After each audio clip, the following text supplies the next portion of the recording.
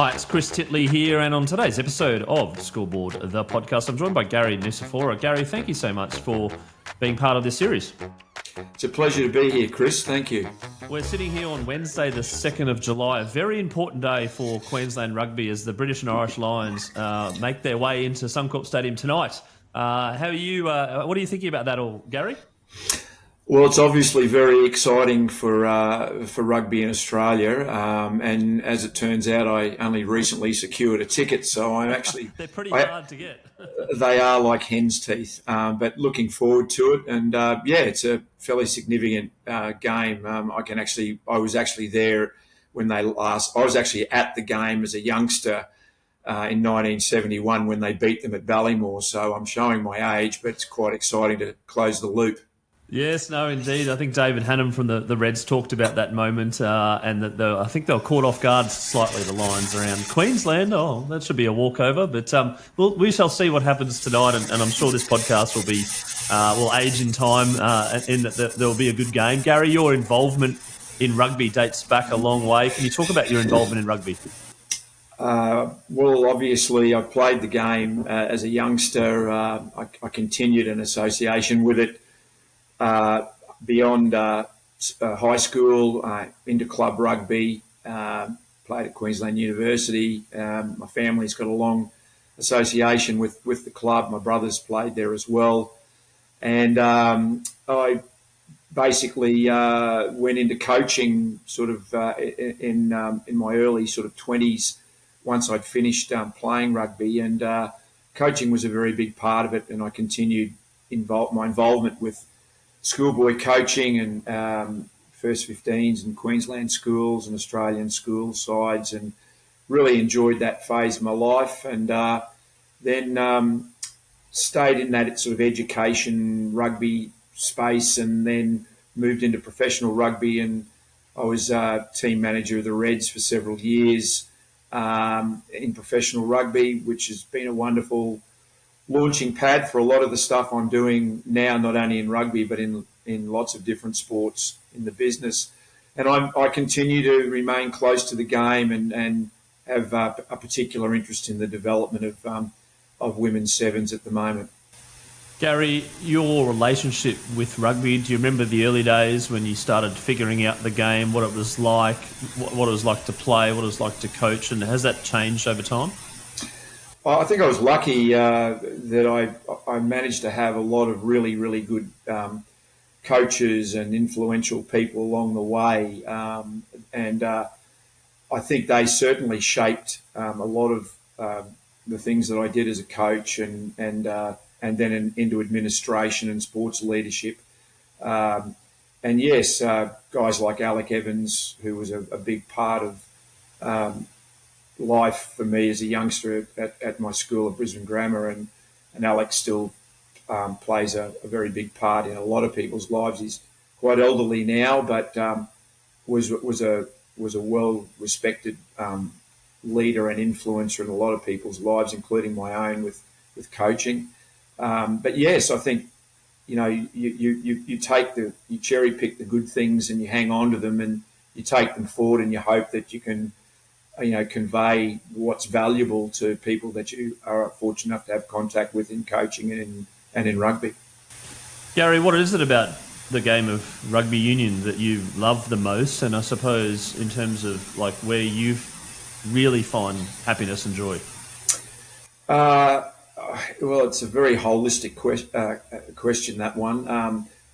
Certainly for me, it's been enjoying it at all the levels. I've been fortunate enough to play it, coach it, be involved in it at clubs and universities, in the professional arena as well.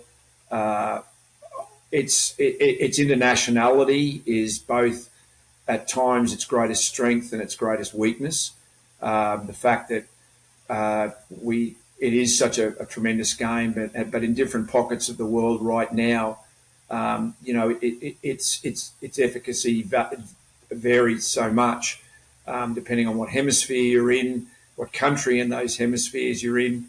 And I guess tonight, the game to which you referred earlier, the Queensland game versus the Lions, it's certainly a I guess it's a little bit of a line in the sand where people who'll be there at that game will see, at least at the moment, arguably the best of what is happening in the Northern Hemisphere against certainly a burgeoning, young Queensland side, which represents the whole conversation about where rugby is in the country, that we're trying to basically re-emerge, as it were. It's an interesting game to be around. It can be very frustrating at times because it is such a great product, but it's exciting being around its development now with the women's game in 7s and 15s has really emerged. And I think we've got to make some decisions about where we want to focus our energies to get the best return on our investment, which is good for the game. Yeah, Gary, you bring up an interesting point around the sevens there, and I was chatting to David yesterday around cricket's involvement in T20 at a global level. It's a different product, and a lot of sports have their different products. You got, like, for instance, the league has their Origin, the AFL obviously has their grand final, but is not so global as you mentioned. Strengths and weaknesses of being global. I'm curious to know your involvement in sevens, the product that is sevens, that has been around for a very long time, the ups and downs of it all, and where you see the future. Well, the first involvement that I had with the sevens was when I was working at Bond University. I was the exec director of sport there for about 7 and a bit years, and had a fabulous time at the university building the sport program from pretty much ground zero. And one of the focus areas during that time, we brought into the rugby program that was there. We were instrumental in developing what was to be known as the Aon Women's University Sevens competition. And it was an initiative which I guess we drove at the university, combined with Unisport and with Rugby Australia.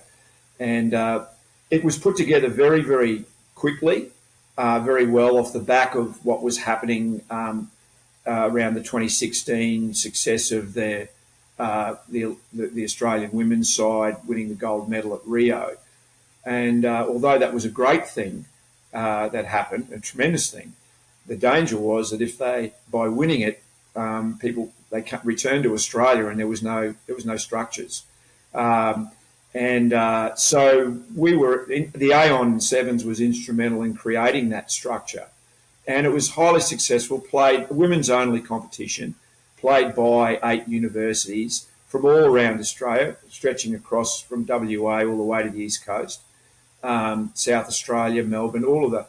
And it went for about 2 or 3 years, and then morphed into a slightly, different format with academies and that in the states, primarily of New South Wales and Queensland, taking over the bulk of what was the Aon Sevens.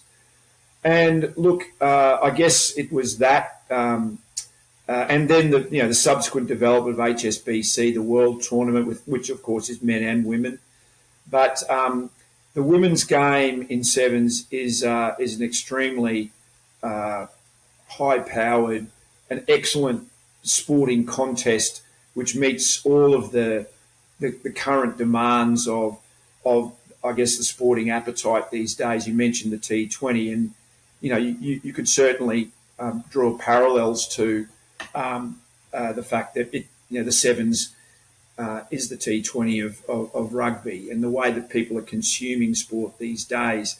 A 15s game is obviously a different sort of vehicle. It's for the purists, the technicalities of the game.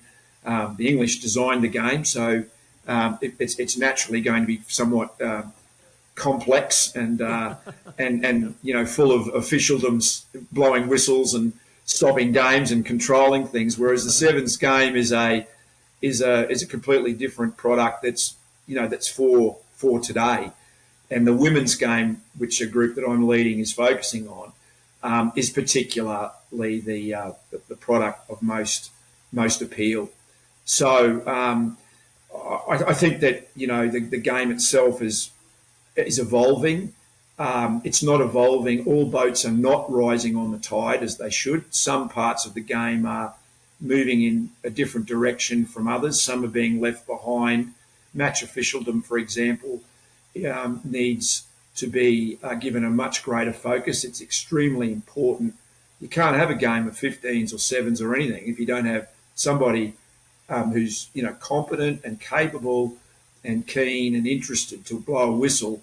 In the 15s game, it's incredibly a complex game for officialdom, whereas the 7s game is less so, and that makes it, again, on the officialdom side, much more appealing. So, yeah, it's a universal conversation. I was having a chat to my former neighbour who runs a sports program at a high school the other day, and he was talking about the why basketball is so popular as a grassroots sport, and he was saying along the lines of that you're always in the game, as opposed to you can't really hide, or cricket you might bat number 8 and not get a bat.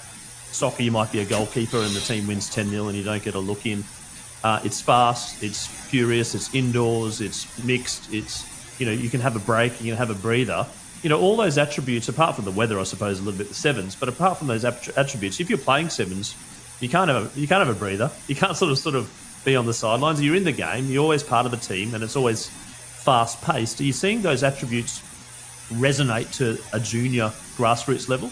100%. Someone in broadcast with whom we've been dealing in our group said that for broadcast, or indeed spectators, which I guess is one and the same really, games with consequence are the most engaging. And by that, for television or broadcast, it means that to make it exciting and a product, you try to minimise the amount of downtime or lack of involvement, like you were referring to in certain positions.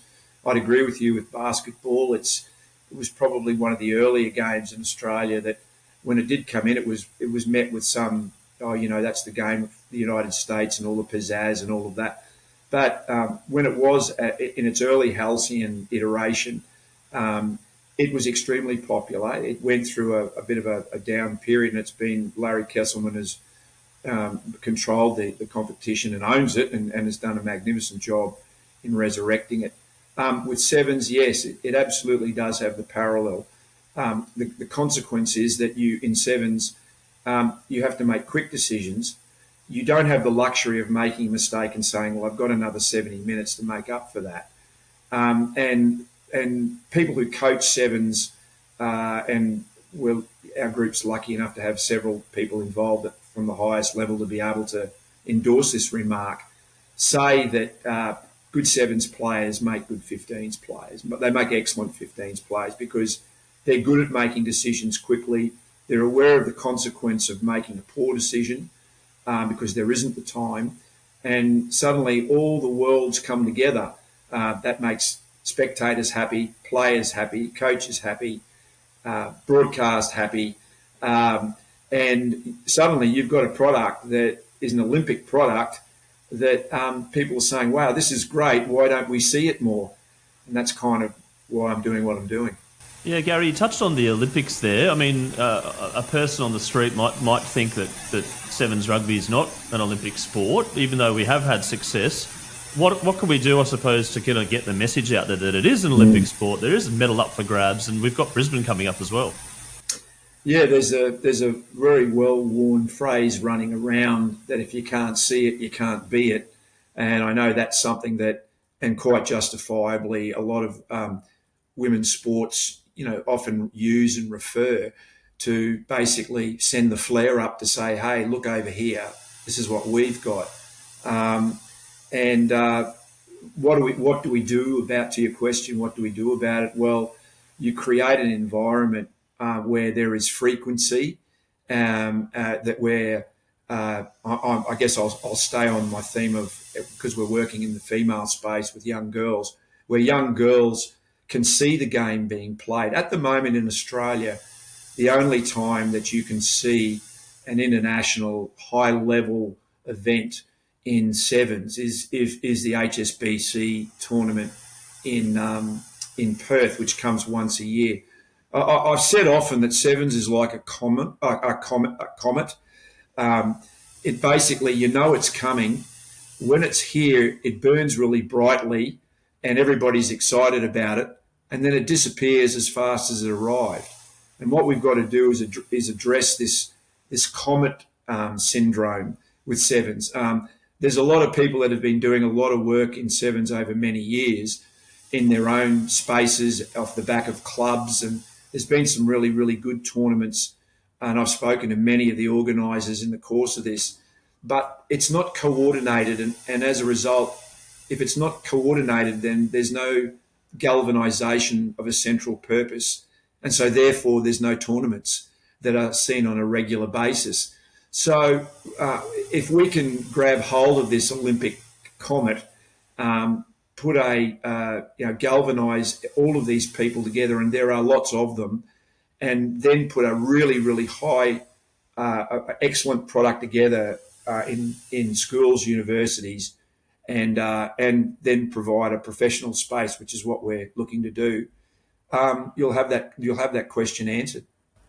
And Garry, you mentioned around the schools there. I mean, touch footy is a thing, and there's lots of touch competitions, and there might be some parallels between touch and sevens. Where does that fit in the mix as either complementary or, I suppose, a pathway for some people?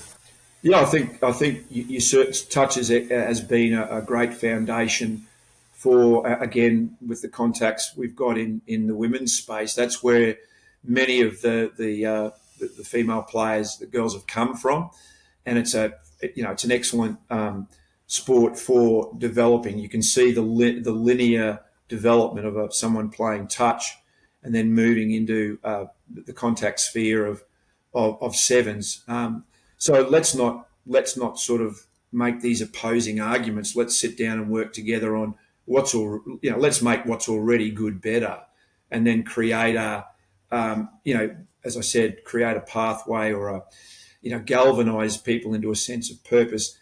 I can tell you, Chris, I've been working on this for many, many years now, and in the school space, which is a space where I've had a lot to, I've worked for many years, and not in the female space, but certainly in the boys space. But the keenness to want to play this game in girls in secondary school is enormous.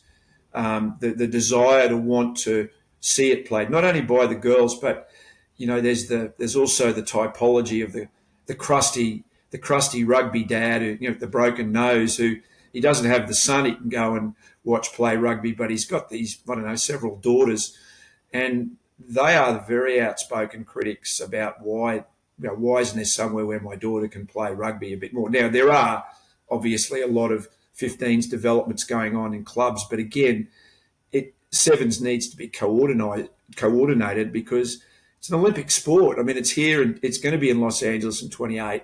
It is going to be here in 32 in Brisbane. So we've got, the next, however many years that is, 7 or 8 years, to do something really good, and it's with what is a fabulous product. And Garry, we've seen the rise of social media, something which probably hasn't been overly prominent in our youth and growing up, etc. But the last 5 or 10 years, it's sort of exploded when it comes to sport, and we've got things like the KO minis and the overseas effect, etc., where kids can watch overseas sport and follow overseas teams and the IPL, etc. How important is that within the sevens realm? And there's been some people in the sevens arena that have taken off on social media and sharing their content. Well, Alona Ma is probably the most well-heeled person in that area. Who plays from the United States, and plays in the sevens game and the 15s game, and she's often quoted with the millions of followers that she's used on using the platforms, which is great. It's good for her and it's good for the game. But again, let's start to look at a strategy around, how we galvanise our intention around using social media. Again, can be it's a must. It's got to be used, but getting good social media strategies around the conversation that is, in our case, women's sevens, is really important. And there is a lot of data to suggest that done well and structured well, it can be an enormous fillip for a game that is trying to be noticed. I mean, there's so many sevens, international sevens tournaments around the world, Chris, that people don't hear about, and that's to your point where done well, social media and more formal media as well can play a part. And then you think about corporates. I mean, you talked about Aon, you talked about the involvement of corporates within the Sevens. Where do you think that corporates should position themselves? And I suppose, moving forward, be behind the athletes and be behind the leagues and brands, etc. Well, I think that there's a wonderful opportunity to connect education and sevens, particularly in the sevens, the women's sevens space. It's not to suggest that it wouldn't be relevant in the men's space, but our focus is on the women at the moment. I mean, if we get it all right, well, I'm happy we can start looking, if we've got the resources, to look at the male space. But the female one is what we're looking at, the game there. My experience at Bond running sport there was that there is a strong appetite to link education / leadership with the sevens game. And I guess what we're looking to do is to speak to corporate Australia. And it may well be, it doesn't have to be, but it may well be that there are some extremely influential C-suite leaders, women running organisations that have a real affinity for sport. But I think at times it's as much about their affinity for sport, because they can see that with that affinity, the athletes that emerge, in this case female athletes emerge, can come into the leadership space very, very clearly. So it's almost like you walk through the sevens door as a female athlete, and you get exposed to the corporate world where influential women running the corporate Australia, and there are lots of them, and there's so many, extremely impressive and capable CEOs and running these companies, that I think they would see an appeal in having an alliance, a strong alliance with a player playing at a top level in sevens in a professional national tournament, for example, which is what we're looking to do. So yeah, that education link with sevens and girls, it's extremely strong. Garry, you talked about the National League and the ideation of that. Where's your nirvana leading up into the Olympics, I suppose, over the coming years? It's probably best described as we're looking to put together or to seek interest and investment. We're well down the track. It's but to answer your question, we're looking to put together a professional female sevens circuit in Australia, and basically become a strong female sevens place to be. Ultimately linking with the various international tournaments that are around the world at the moment, but again, all uncoordinated, all pretty much saying the same things that I'm saying here in Australia, that this is a great product that needs galvanising. So we're looking to try to get a sevens tournament, for a professional tournament, up and running in 26, and that would be in the sevens window, about in the October-November window at the moment, and that would be. There's a couple of ways that model can look. It could be private investment with the franchises themselves. The interesting thing about sevens is it's not the massive beast that 15s is. It's fewer people. It's a product that can move easily. We've looked and had many conversations. It's a product that can move into the metro areas of Australia, the capital cities, but it's just as adaptable to some of the big regional areas where there is enormous interest for investment from some of the agricultural areas of Australia. And ironically, many of the best players that have played for the Australian women's sevens side and won medals have come from regional areas.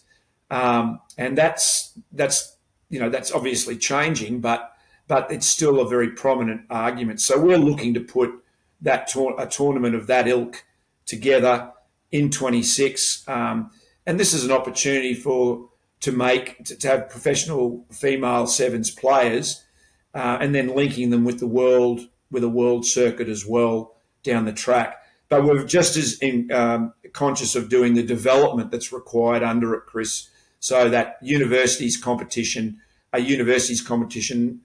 not unlike we had with Aon 10 years ago, would be part of the pathway, so that you've got universities with sevens programs like we had, really, with players playing in it, and those programs being of high quality, and then obviously making the move if they're good enough to be able to come into the professional ranks. So we're trying to keep it linear, make it quality, and if we get the investment, we'll do it really well.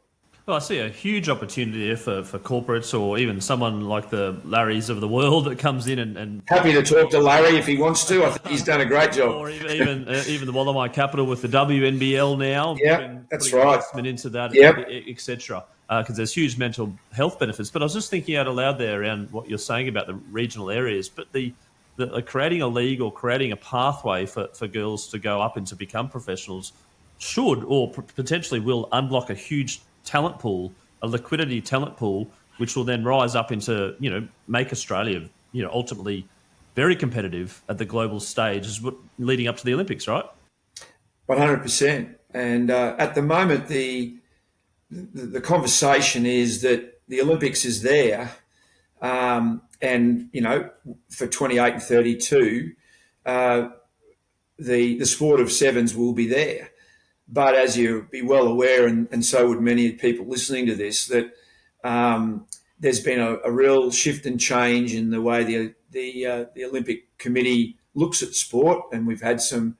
I'm not necessarily overly miffed by the fact that we've got some of the new sports coming in, or some of the new activities coming in. So there's a change there. I mean, the reality is, rugby has a sport called sevens that is an Olympic sport. It's there right now, whereas other sports are dying to become an Olympic sport. So, I would hate to see a situation where we waste what is a considerable opportunity for, again, girls to be able to, one day, if they're good enough, I mean, many are called and few are chosen, but at the end of the day, there is an opportunity to win an Olympic gold medal in sevens at the next two Olympic Games. And I know the coaches and the people involved at Rugby Australia in the sevens space, are very interested in the work we're trying to do, and they're working extremely hard. But at the moment, without a real structure underneath what they do. And that's what we have to do. We have to get the structures and tell the conversation. Yeah, I think that's critical, as you mentioned, as the people are playing as teenagers going, oh, this is great, this is really good fun. Oh, there's not much of a pathway there. When you hit 17 or 16, you're like, I'll just quit and go to uni or whatever, or do basketball or something, because, basketball's been elevated, etc. But getting that right at the school level, getting that right in a league and a professional, as you said, keeps people in the game. There's so many benefits to keeping people in playing sport. And I've heard through various different people the drop-offs of particularly girls around that sort of after-school level is quite high, even in things like basketball, and this could fill a gap, right? Yeah, absolutely right. And I was fortunate enough to witness that very, I suppose that period when I was at the university and dealing with girls of that, having girls at the university and what the Aon Sevens did. I mean, it's still today the only national sevens anything that existed in sevens, and that was in a very specific university space, and it galvanised a lot of interest. I can only speak from my experience with that competition, but also listening to colleagues in similar roles in the other universities when we were running it. There were lots of girls who came out of many other sports and that's pretty much the story of sevens with women around the world. They're attracted from other sports, be it touch, we mentioned before, but overseas in the United States where it's booming. The girls over there come from many sports, lacrosse, and what's happening is that unless there's a national program or schools and universities or programs underneath it, those that are charged with coaching these international teams that go to the Olympics or play in the HSBC, they're generally cherry picking the athletes and then teaching them how to play the game. And it's fortunate that around the world there's some very, very good coaches, that can do that. I mean, the number of excellent people and coaching just in Australia that are sitting around, if they haven't gone overseas, taking their expertise. I mean, we just have to create an environment to bring that all together. And the relationship with the 15 game, the rugby union, the bodies itself as a product, and you've got ex-Wallabies and Wallaroos, etc. Is it an important piece for some of those ex-players or current players to be an ambassador for Sevens as well, or is it you feel like it's a little bit of a us and them? No, I think that's the story of the game at the moment, and it could well be what happens if we don't get the Sevens programs together. That will be based. I mean, when Sevens started, you'd remember when the Hong Kong Sevens began, again a male event many years ago. David Campese, Tim Horan, I'm going to forget a lot of guys. They were basically cherry picked out of the 15s environment because there was this competition going on in Hong Kong that looked pretty good. The Ellas, I mean, some outstanding glitterati from Australian rugby played Sevens, but they were pulled out of 15s programs. Now, to your question, should there be connectivity with both? Absolutely, and there are a lot of the girls at the moment. Several of the Sevens girls, the current Sevens girls, are obviously going across to play 15s for the Women's World Cup, and that's what's happening around the world at the moment, which is challenging the longevity of some of the Sevens programs that have had investment. So the Sevens and 15s game have sort of got to work out, where and how they want to work in the cosmos. And that's just administrators and people with vision sitting down and saying, look, what are we going to do? Funding seems to be the issue in many ways. The first thing to go in order to keep the 15s alive is often the Sevens. Which I understand. There's P&L pressures with sporting organisations everywhere, but we've got to turn that around because Sevens is a magnificent development tool in the game, and if we can start talking a bit more confidently about using it as a development tool, which will help not only Sevens but 15s, then we're hanging on to an Olympic product and developing it properly so that those that choose to play 15s, and those that want to play Sevens can play it and enjoy, if they're good enough, the same ride that a 15s player can. Yeah, absolutely. Gary, I'm just going to hone on you in for a second and let's focus on Garry Nucifora, and the chat about Sevens has been fabulous and really insightful around the future. But I'm curious to know, there's a couple of questions I ask my guests. One is your favourite all-time sporting moment.